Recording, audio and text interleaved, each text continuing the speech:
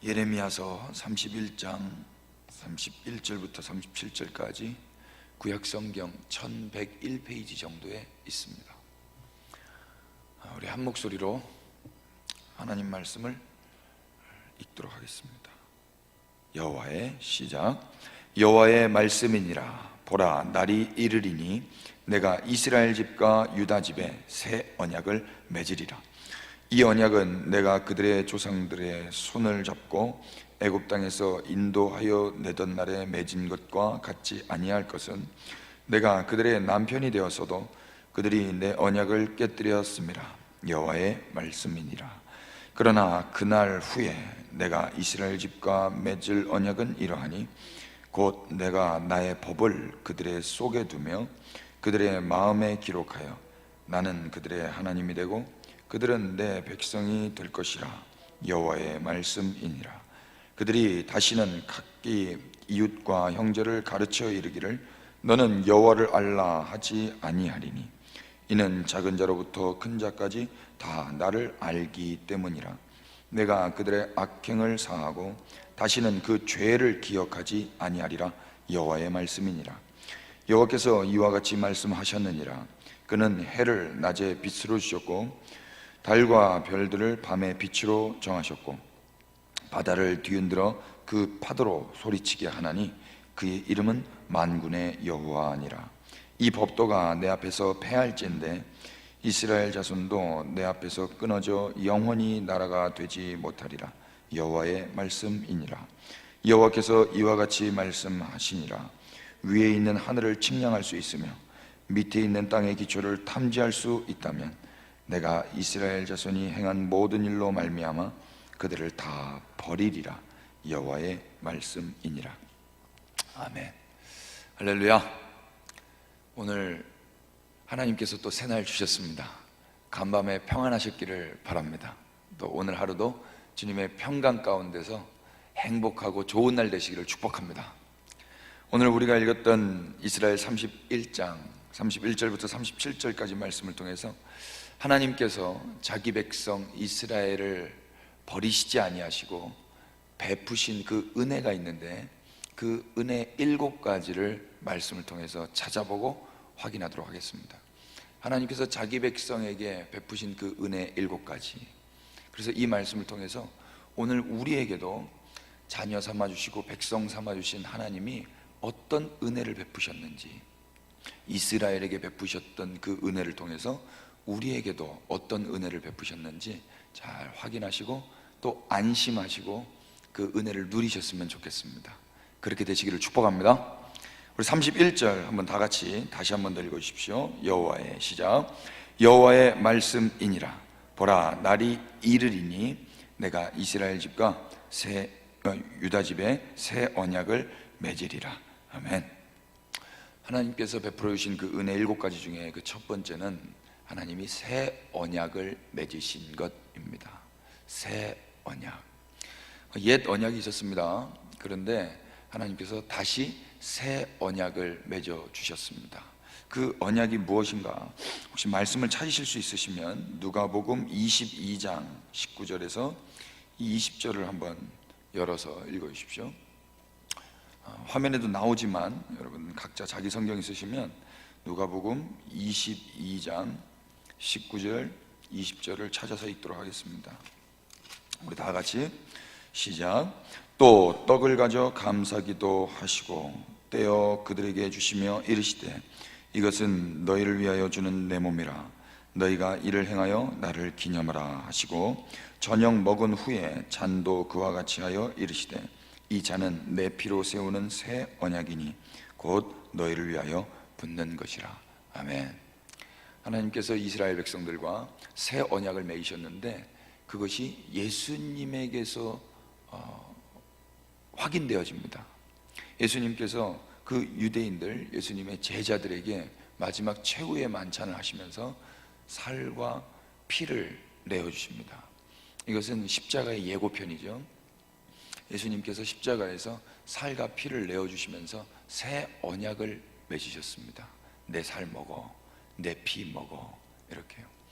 어저께 모기가 많아가지고 잠을 설치지는 않았는데 아주 잘 하나님 은혜 가운데 잘 잤지만 참 저와 하나님이 다름을 또 확인했습니다. 저는 모기에게 제 피와 살을 내어주기 싫어서 잠자면서 계속 제 몸을 쳤습니다. 저는 면적이 또 모기들이 좋아하는 면적이어가지고 계속 제 머리를 치면서 제 목을 치면서 제 살을, 제 피를 먹으려고 달려드는 그 모기를 잡아 죽이는 시간들을 보냈는데, 우리 예수님은, 우리 하나님께서는 새 언약을 맺으시면서 당신의 살과 당신의 피를 내어주셨습니다. 이 주님께서 우리에게 이 은혜를 주셨고 유대인들에게, 이스라엘에게 이 은혜를 주셨습니다. 새 언약. 하나님께서 자기 백성 이스라엘에게 베푸신 그 첫 번째 은혜는 새 언약을 베푸신 것입니다. 예레미야서 31장 33절을 한번 다시 읽어주십시오. 그러나, 시작. 그러나 그날 후에 내가 이스라엘 집과 맺을 언약은 이러하니 곧 내가 나의 법을 그들 속에 두며 그들 마음에 기록하여 나는 그들의 하나님이 되고 그들은 내 백성이 될 것이라. 여호와의 말씀이니라. 아멘. 그 새 언약이 구체적으로 뭔가 하니 첫 번째가 하나님의 법을 그들 속에 두는 것이었습니다. 또 이것은 하나님께서 이스라엘 백성에게 베푸신 은혜 두 번째가 되는데요, 하나님의 그 법이 이제는 돌판에 새겨진 그런 법이 아니라 그들 속 안에 있게 되는 법이 되었습니다. 어떻게 그들 속 안에 있게 되었습니까? 어떻게 이스라엘 안에 그 법이 들어오게 되었습니까? 우리가 누가복음 22장 19절 20절을 읽었듯이 하나님께서는 하나님 당신의 몸을 먹으라고 내어주셨습니다. 그래서 하나님께서 영이신데 육으로 이 땅에 오셔서 당신의 몸을 친히 그들의 백성에게 내어주셨습니다. 이거 먹어라. 그리고 그 법이신 그 주님이, 하나님의 말씀은 말씀 그 자체가 법이십니다.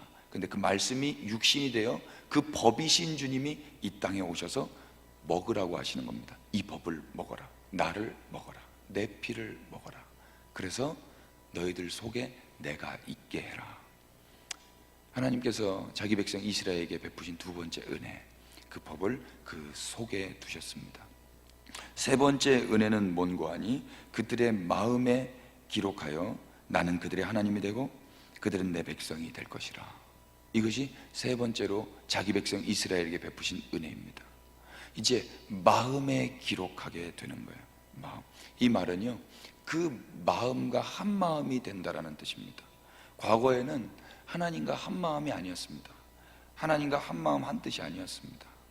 그러니까 아무리 하려고 해도, 그 법을 지키려고 해도 그 마음이 내 마음이 아니에요. 그래서 어거지로 하려고 애는 썼지만 그게 잘 되지 않았습니다. 사람이 마음이 있으면은요 행동이 나옵니다. 근데 마음이 없으면 행동이 나와도 행동이 부자연스럽습니다. 마음이 있어야 조금 더디 걸린다 할지라도 반드시 그 일을 해내고야 마는데, 마음에 없으면 잘 안 됩니다. 병이 납니다. 분명히 주변에 있는 사람들에게 탈이 생깁니다.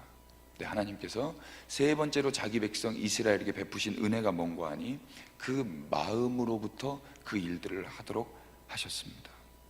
말씀을 한번 찾아보실 수 있으시면 고린도전서 2장을 한번 열어주십시오. 고린도전서 2장, 화면에도 말씀이 나올 것 같습니다. 16절만 한번 읽어보도록 하겠습니다. 고린도전서 2장 16절입니다. 누가, 시작. 누가 주의 마음을 알아서 주를 가르치겠느냐? 그러나 우리가 그리스도의 마음을 가졌느니라. 아멘. 사도 바울의 고백입니다. 사도 바울은 유대인입니다. 그리스도의 마음을 가졌다라고 고백합니다. 여러분, 오늘 우리에게도 그리스도의 마음이 있기를 축복합니다. 예. 어떻게 사도 바울은 그리스도의 마음을 가질 수 있었습니까?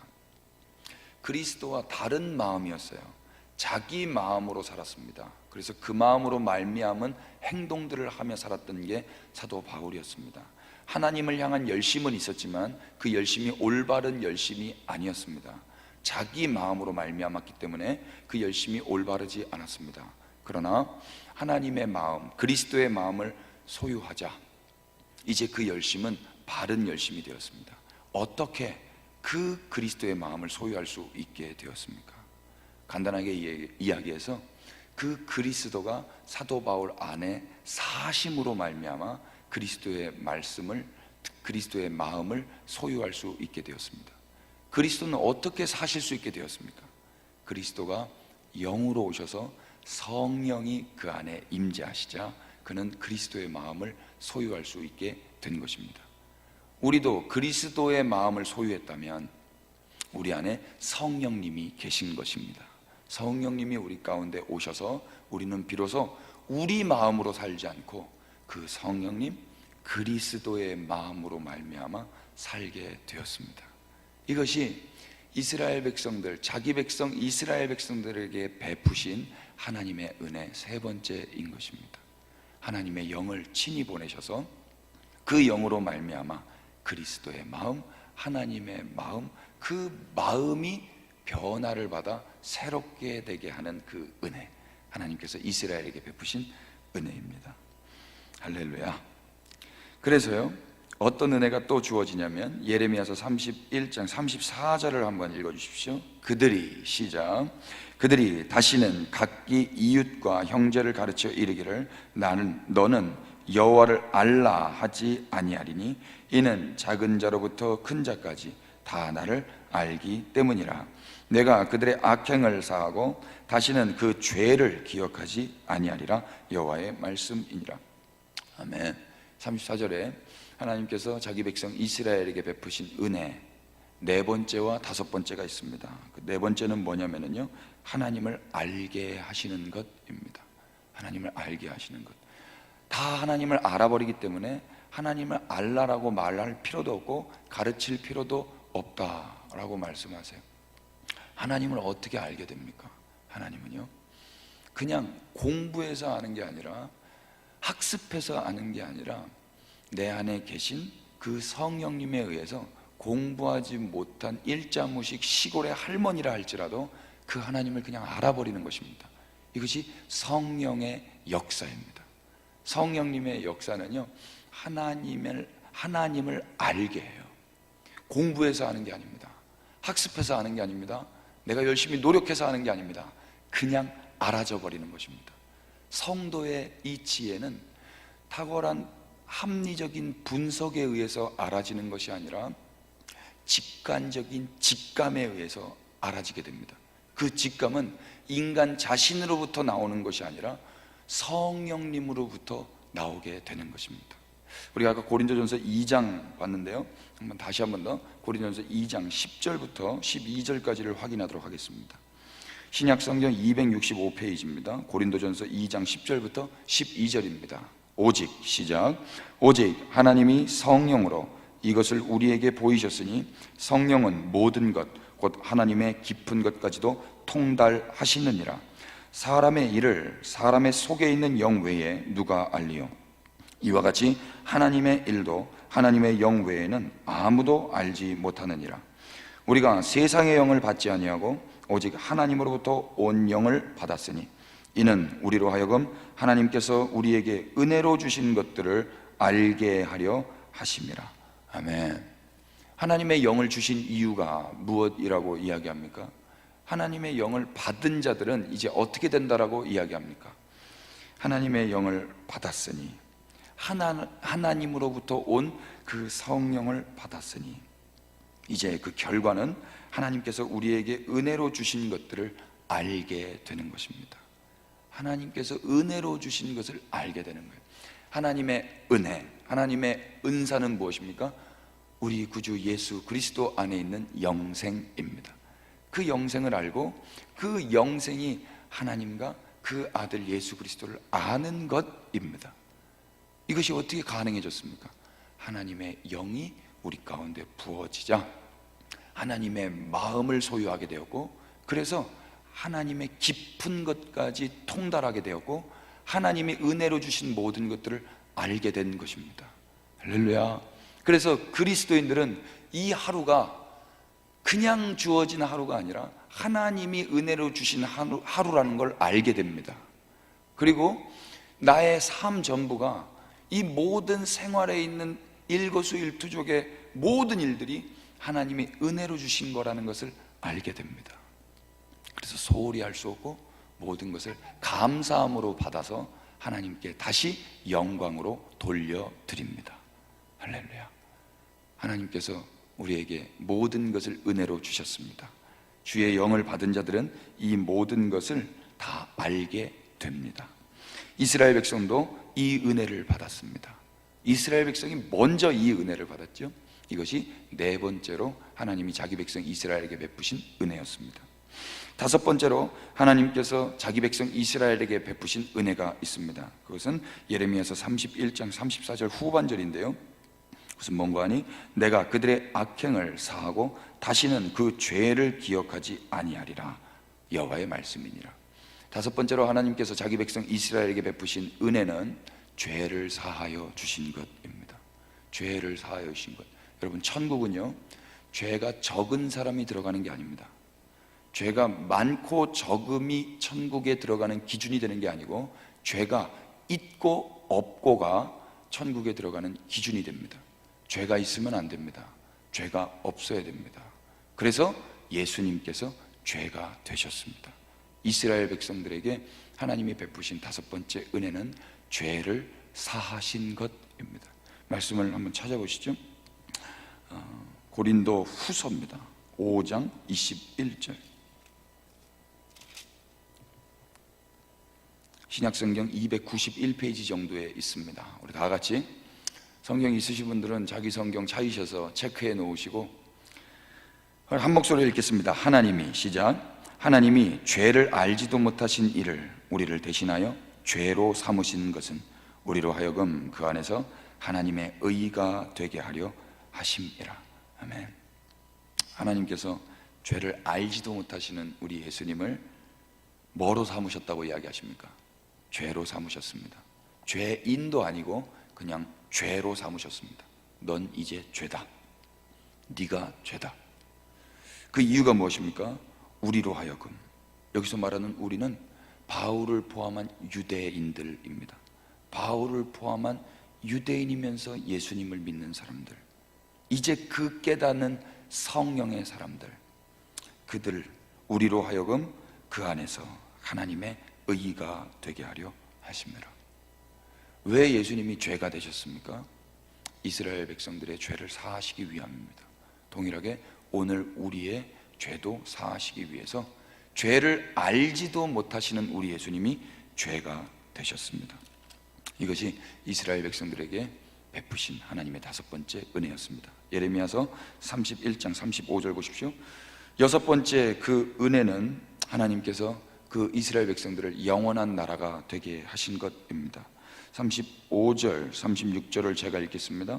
여호와께서 이와 같이 말씀하셨느니라. 그는 해를 낮에 빛으로 주셨고 달과 별을 밤의 빛으로 정하셨고 바다를 뒤흔들어 그 파도로 소리치게 하나니 그의 이름은 만군의 여호와니라. 이 법도가 내 앞에서 폐할진대 이스라엘 자손도 내 앞에서 끊어져 영원히 나라가 되지 못하리라. 여호와의 말씀이니라. 하나님께서 자기 백성 이스라엘에게 베푸신 여섯 번째 은혜, 그것은 영원히 나라로 만드신 겁니다.